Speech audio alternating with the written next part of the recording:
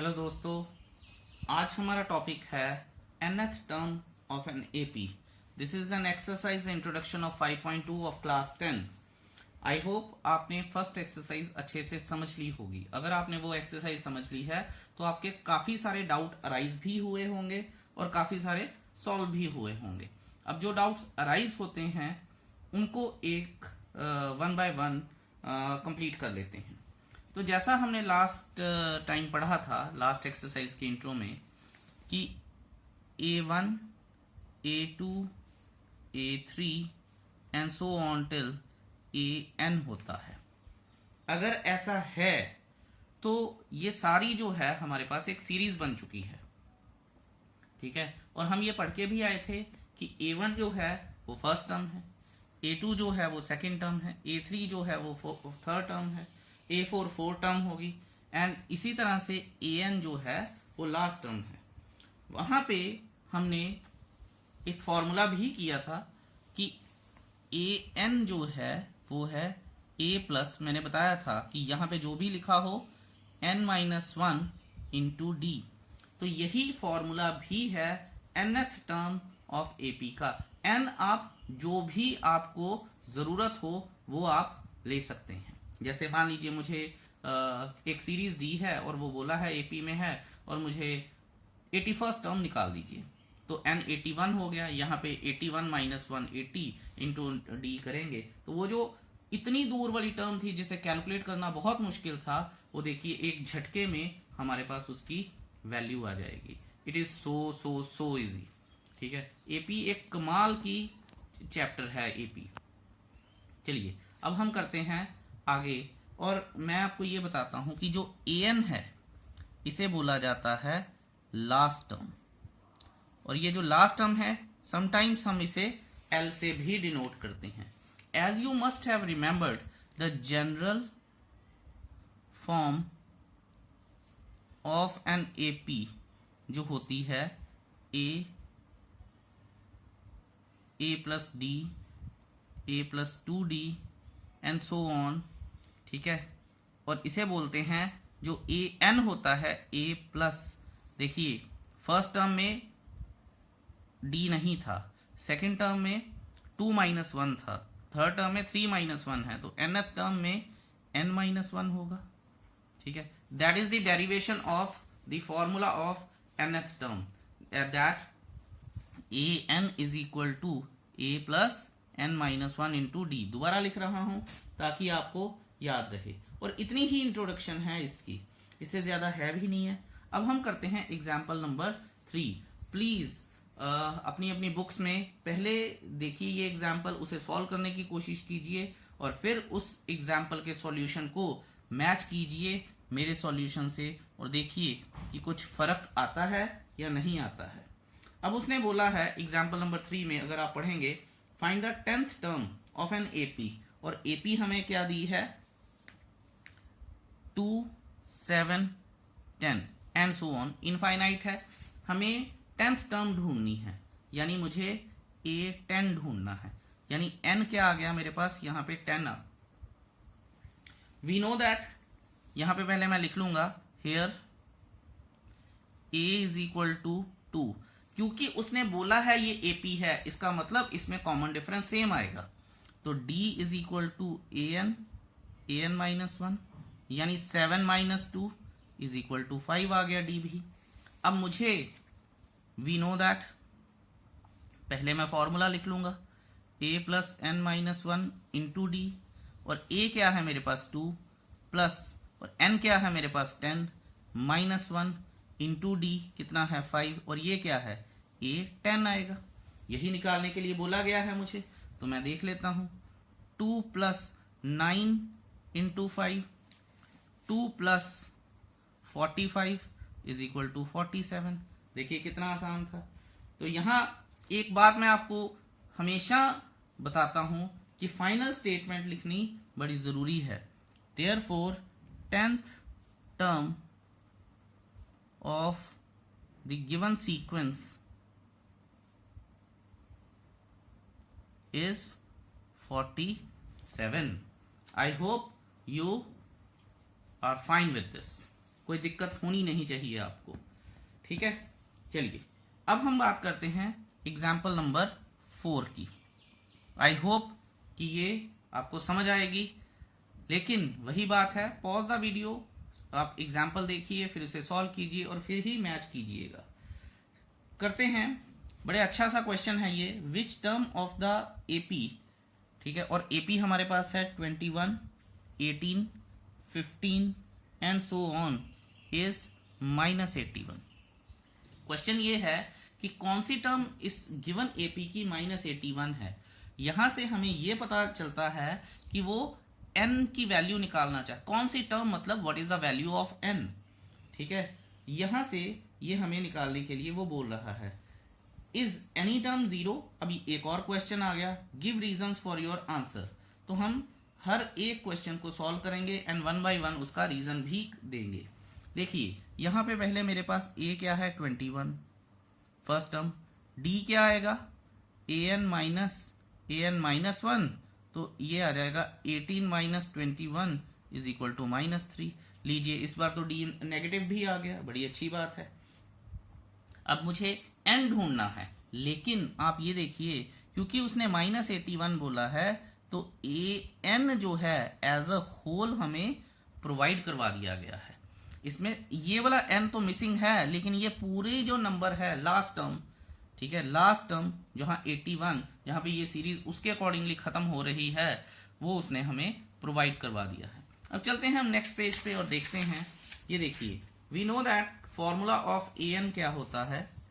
an का formula है a plus n minus 1 into D. ये तो पता ही है मुझे, जनरल था।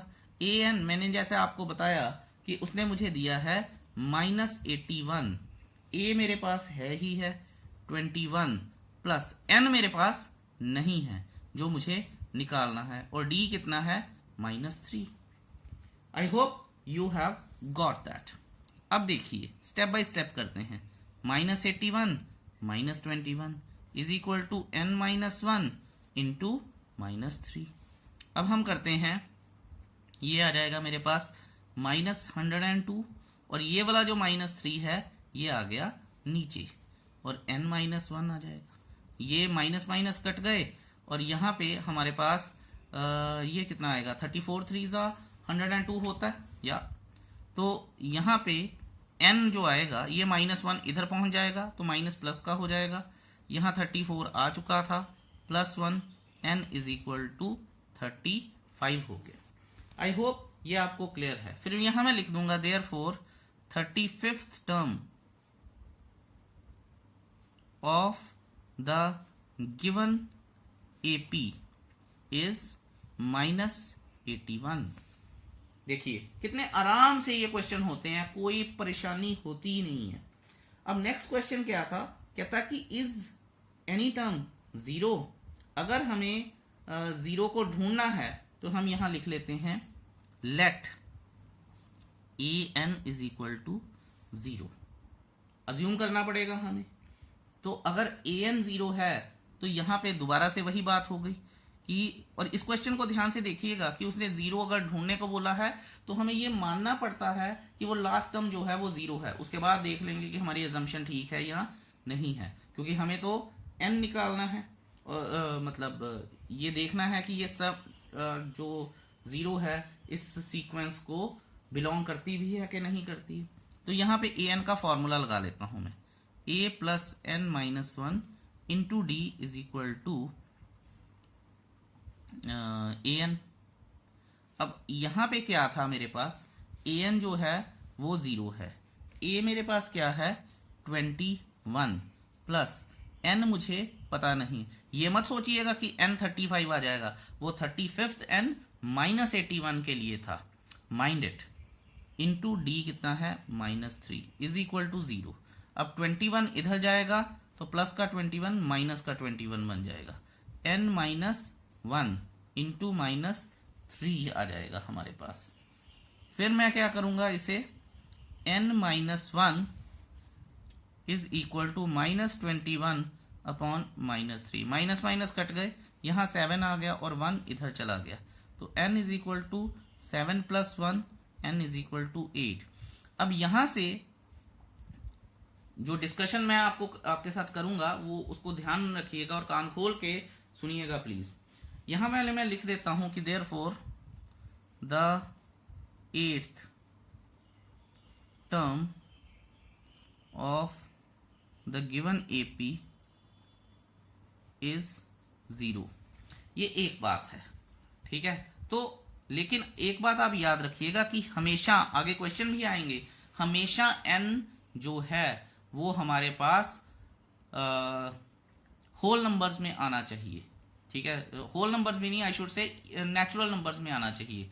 n कभी भी फ्रैक्शन में नहीं आ सकता, कभी भी नेगेटिव में नहीं आ सकता। अगर ऐसा होता है तो दो ही चीजें हैं, या तो आपने क्वेश्चन गलत किया है या फिर वो नंबर जो है वो उसका पार्ट नहीं है। और नॉर्मली अगर फ्रैक्शन में आ जाए तो जो, जैसे यहां पे लेट्स से 8/7 आ जाता या 8/11 आ जाता, तो मैं ये लिख देता कि n can not be in fraction, therefore the given number 0 is not the part of the AP. तो यही हमारी रीजनिंग थी इसलिए, और मैंने कुछ एक्स्ट्रा भी आपको बता दिया है। अब करते हैं हम example number 5, another good one. आप स्टेटमेंट पढ़ लीजिए और देखिए कि आप क्या खुद से सॉल्व कर सकते हैं या नहीं, उसके बाद ही सॉल्यूशन देखिएगा। उसने बोला है डिटरमिन एपी, एपी बनाइए। अब हमें एपी बनानी है जिसकी थर्ड टर्म यानी A3 इज इक्वल टू 5 है, और जिसकी सेवेंथ टर्म यानी A7 इज इक्वल टू 9 है। ध्यान दीजिएगा। अब आप ये देखिए, जहां जो फॉर्मूला मैंने समझाया था, a को मैं क्या लिख सकता हूं, a plus 2d is equal to 5 लिख सकता हूं मैं ये चीज, ठीक है। एंड a प्लस, इसको अगर लिखना हो तो a plus 6d is equal to 9। मैंने बताया था ये n है तो n माइनस 1 इंटू डी, ठीक है, इज इक्वल टू 9। ये टर्म 1 बन गई और ये टर्म 2 बन गई। अब आप क्या करेंगे, अब इनको दोनों को सब्ट्रैक्ट करेंगे। चलिए कर लेते हैं जी subtract. a plus 2d is equal to 5, a plus 6d is equal to 9। अगर मैं सब्ट्रैक्ट करता हूं, ये और ये तो कट गया, minus 4d is equal to -4 और d is equal to -4 upon -4 is equal to 1। तो जो हमारे पास d आएगा वो क्या आया है, वो 1 आया है। और हमने ये अपना लास्ट लेक्चर में किया था कि जो जनरल फॉर्म है, रादर कुछ देर पहले भी किया, कि जो जनरल फॉर्म है एपी की वो बनती है a, यहां मैं लिख देता हूं the general form of an AP is a plus d, a plus 2d and so on. 3 terms लिख दीजिए, बहुत है। तो a मेरे पास क्या है, अभी आई नहीं है, मुझे निकालनी है, ठीक है। तो यहां मैं लिख लूंगा सब्सटीट्यूटिंग इन 1। अगर मैं 1 में सब्सटीट्यूट करूंगा ये वैल्यू, तो आप ये देखिए कि d की वैल्यू अगर यहां पे 2 इंटू 1 हो जाएगी तो 2 हो जाएगी, ये इधर जाएगा तो ये 3 आ जाएगा, तो a इज इक्वल टू 3। सो मेरे पास जो फर्स्ट टर्म आएगी वो कितनी आएगी, वो आएगी 3, और 3 plus 1 and 3 plus 2 into 1 and so on, 3, 4 और 5 एंड सो ऑन। सॉरी, ये मेरे पास अब क्या बन गई है, जो एपीआई है जिसे उसने फॉर्म करने के लिए बोला था वो बन गई है। इसका मतलब क्या है, आप शुरू हो जाइए, क्योंकि इनफाइनाइट थी, कोई एंड टर्म तो बताई नहीं थी, तो 3, 4, 5, 6 ऐसे करके चलती रहेगी। A very very nice question. Example number 6 करते हैं, उसमें आपके कुछ और डाउट्स भी क्लियर होंगे। लेट्स सी, आप पढ़ लीजिए, फिर देखिए कि क्या आप उसे सॉल्व कर सकते हैं, नहीं तो उस अपने सॉल्यूशन को वीडियो के साथ रिलेट कीजिएगा, देखिएगा कि आप कहां गलती कर रहे थे अगर आपसे सॉल्व नहीं होता है। उसने बोला है check whether 301 is the term of the list of numbers, ठीक है, लिस्ट ऑफ नंबर्स है, माइंड इट, उसने एपी मेंशन नहीं की है। तो सबसे पहले तो मुझे यह बताना पड़ेगा कि क्या वो एपी है भी है या नहीं है। 723 और ये हमारे पास एक सीरीज गिवन है। यहां मैं लिख देता हूं कि we know that d is equal to an minus 1, तो a2 minus a1 is equal to 11 minus 5 is equal to 6, a3 minus a2 is equal to 17 minus 11 is equal to 6, ठीक है, और a4 minus a3 is equal to 23 minus 17 is equal to 6, ठीक है। अच्छा, ये चीज तो हमारे पास गई हो। अब आप ये देखिए कि सिंस, यहां मैं लिखूंगा कि since common difference is same in the given sequence,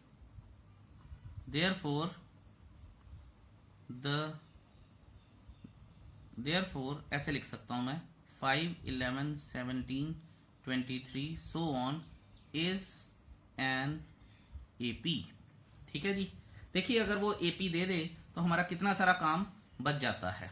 However, अब उसने बोला क्या है कि हमें 301 चेक करना है। इसमें D मेरे पास आ गया, here D मेरे पास कितना है 6, A कितना है मेरे पास 5, एंड यहां मैं लिख लूंगा let an is equal to 301।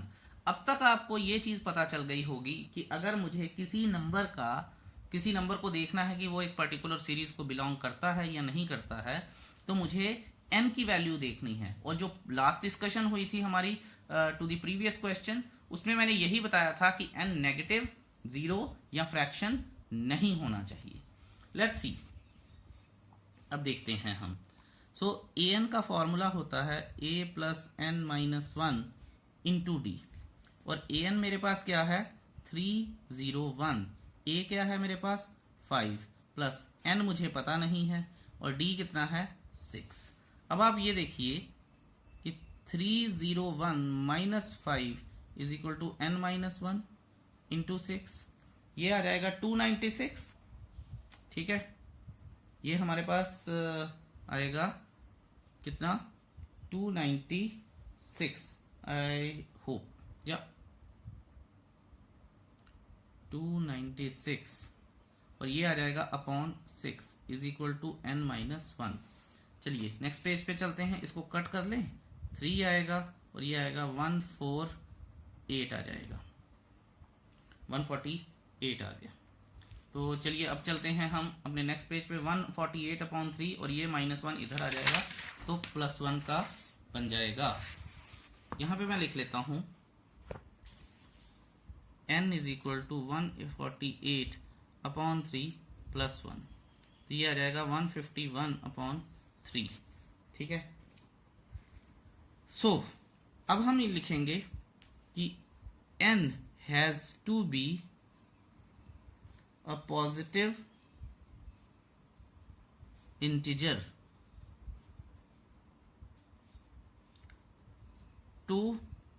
for a term to be the part of an AP, ठीक है, and has to be a positive integer for a term to be part of AP. Therefore 301 is not a term of the given arithmetic progression, क्योंकि AP मैंने prove कर दी थी। It's a good question, I hope कि आपको समझ भी आया होगा। नहीं आया तो रिवाइंड कीजिए, देखिए, फिर भी नहीं आता है तो come back to me, I am sure आपको समझ आ जाएगा। अब करते हैं हम एग्जाम्पल नंबर 7। लेट्स सी, बहुत अच्छी एग्जाम्पल है। दोबारा से वही बात, मेरी कहानी कि पॉज कीजिए वीडियो, खुद सॉल्व करने की कोशिश कीजिए, नहीं होता है तो मेरे से जरूर पूछिए। अच्छे क्वेश्चन है, 2 मार्क्स का क्वेश्चन में बहुत ज्यादा इंपॉर्टेंस रखता है एग्जाम्पल नंबर 7 जैसा क्वेश्चन जो एग्जाम में आते हैं। How many 2 digit numbers are divisible by 3। तो ऐसे क्वेश्चन में हमें पहला नंबर ऐसा देखना होता है जो 3 से डिविजिबल हो और वो 2 डिजिट भी हो, क्योंकि 2 डिजिट नंबर्स बोले हैं। First 2 digit number is 10 and last 2 digit number is 99, ठीक है। लेकिन 10 is not the first 2 digit number which is divisible by 3। Only 12, अगर आप 3 का टेबल भी पढ़ेंगे, 3 1 3, 3 2 6, 3 3 9, 3 4 12, so 12 is the first 2 digit number which is divisible by 3। तो मैं यहां पे लिख लेता हूं, here 12 is the first and 99 is the last 2 digit number divisible by 3। therefore, ठीक है, therefore the also all the terms will be separated by 3।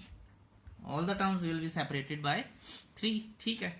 so series बन जाएगी, therefore the series is 12 15 18 21 and so on till 99। here A is 12, D is 3 positive. देखिए 15 minus 12। वैसे भी जो यहां से आप ये भी सीख सकते हैं कि अगर किसी पर्टिकुलर नंबर से सारे नंबर डिवाइड हो रहे हैं तो फिर वो ही कॉमन डिफरेंस भी बन जाता है। And an is equal to 99। अब उसने हाउ मेनी पूछा है तो हमें n निकालना है, ठीक है। तो देखते हैं कि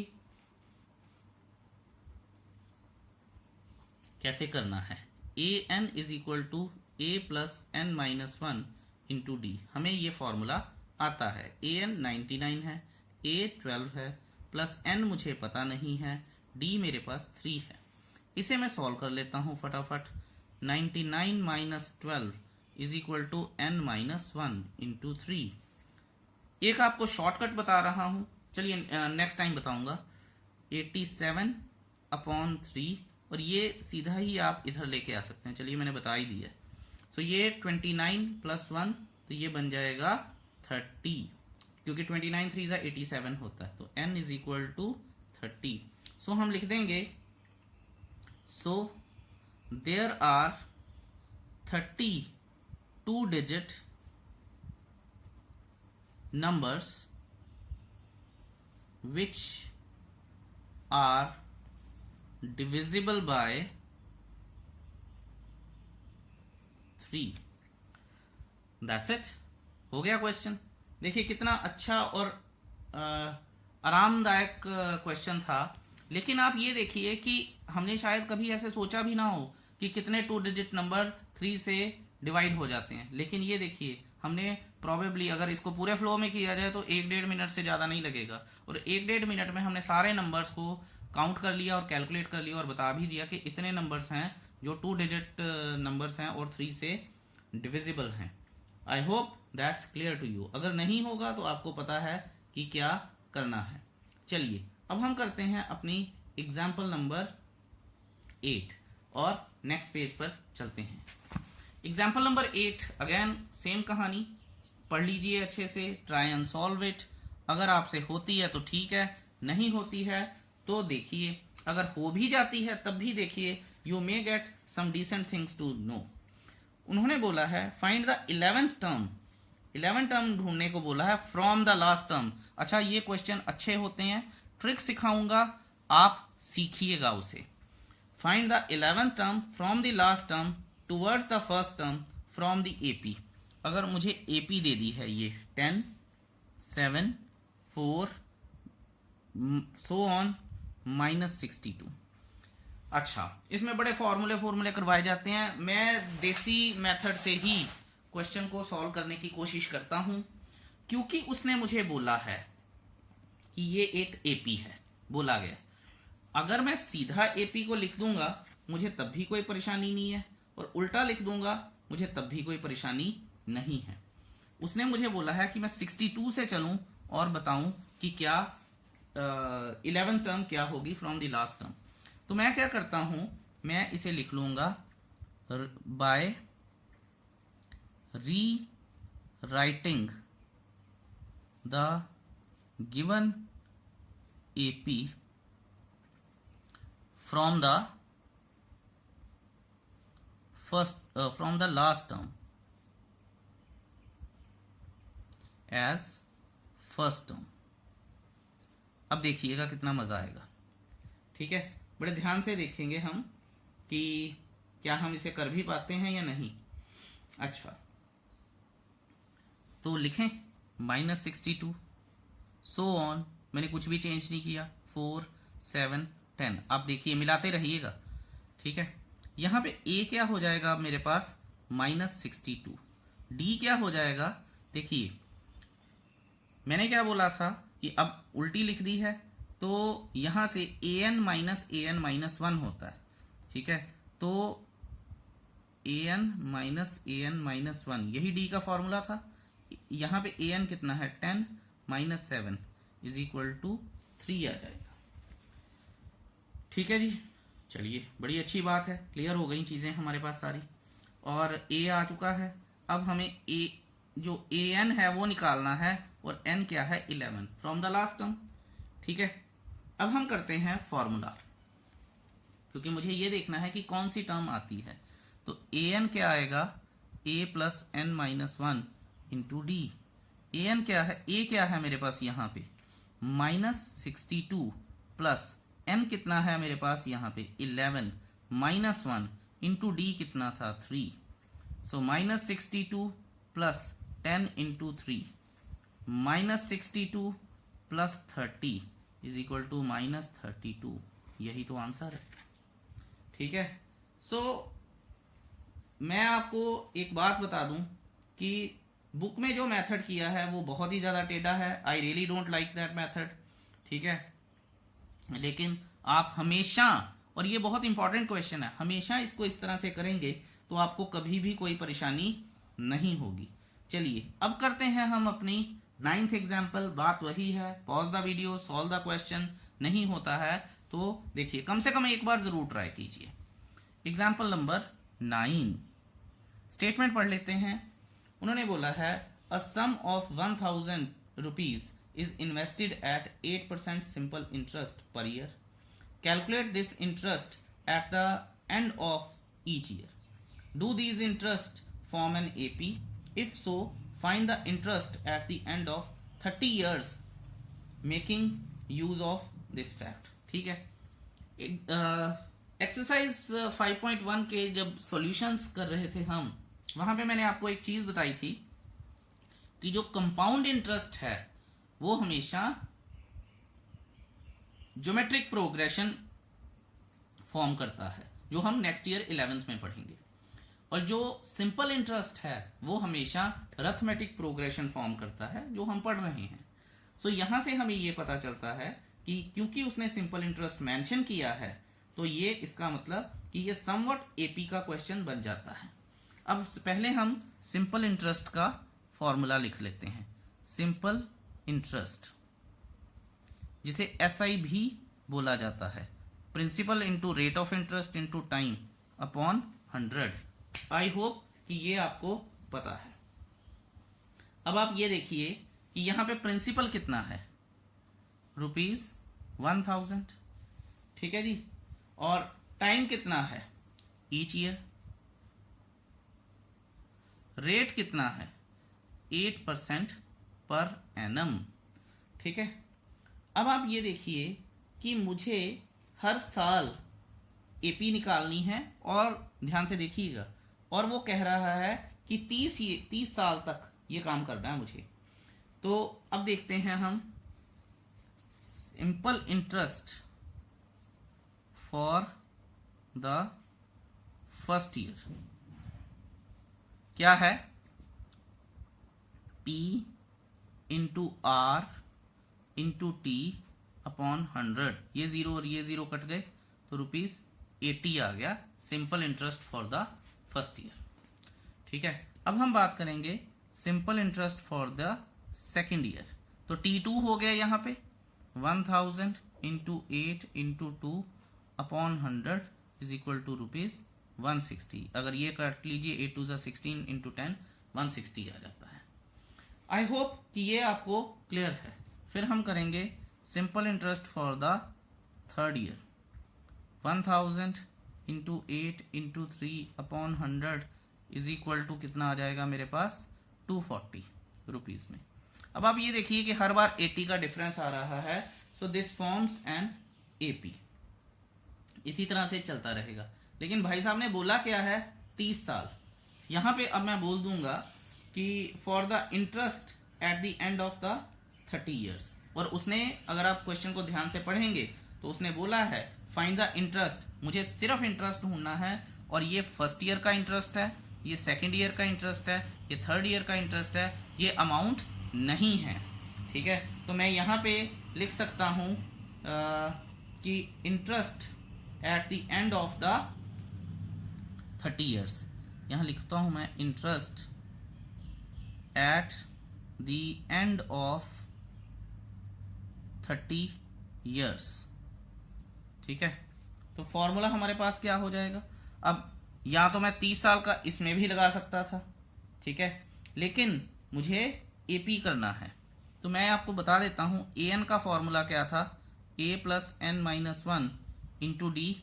तो ए 30 का क्या है, ए कितना था मेरे पास 80 प्लस 30 माइनस 1 और डी कितना था 80, क्योंकि आप देख लीजिए 160 माइनस 80 इज इक्वल टू 80।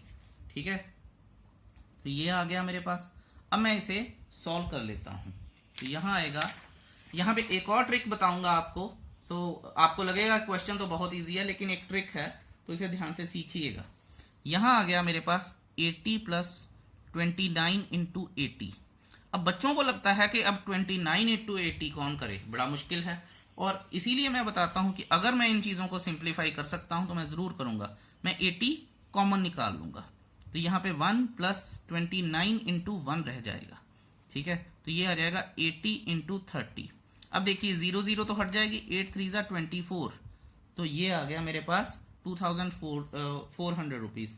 फिर यहां मैं लिख लूंगा सो द इंटरेस्ट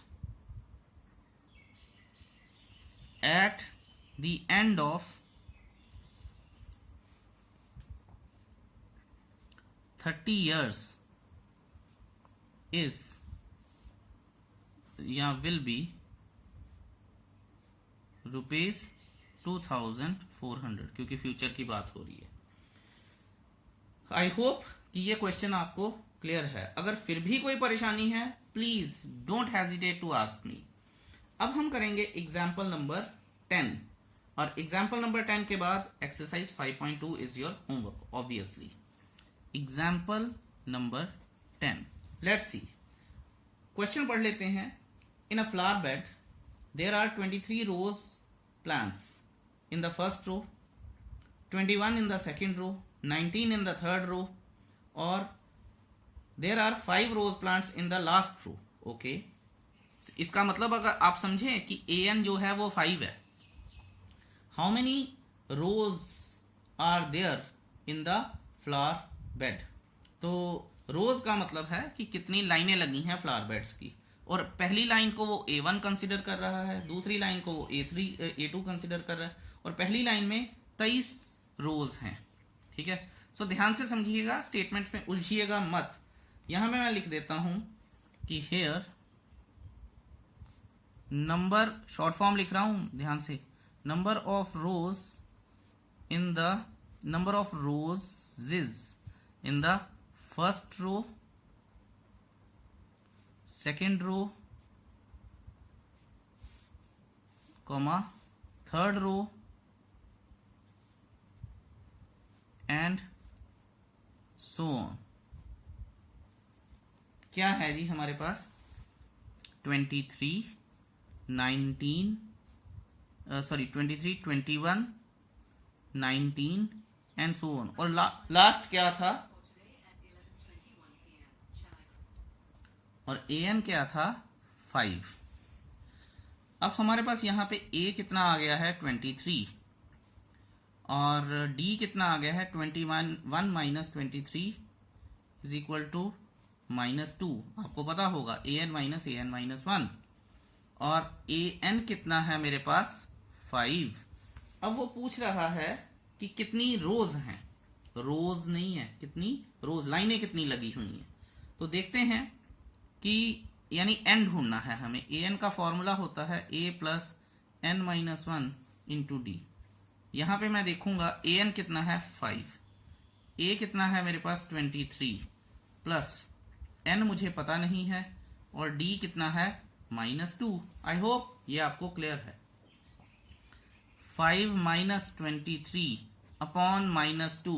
ध्यान दीजिएगा कि मैं क्या कर रहा हूं।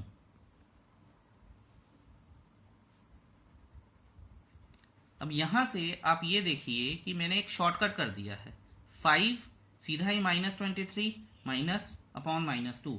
तो यहां से आपको क्लियर हो गया होगा कि मैं करना क्या चाहता हूं और एक ही स्टेप में कितना सारा काम किया जा सकता है। n इज इक्वल टू, यहां आप देखिए कि, लेकिन यहां पे करने से पहले क्वेश्चन यही है कि आपको पता होना चाहिए कि आप कर क्या रहे हैं और गलती नहीं करनी।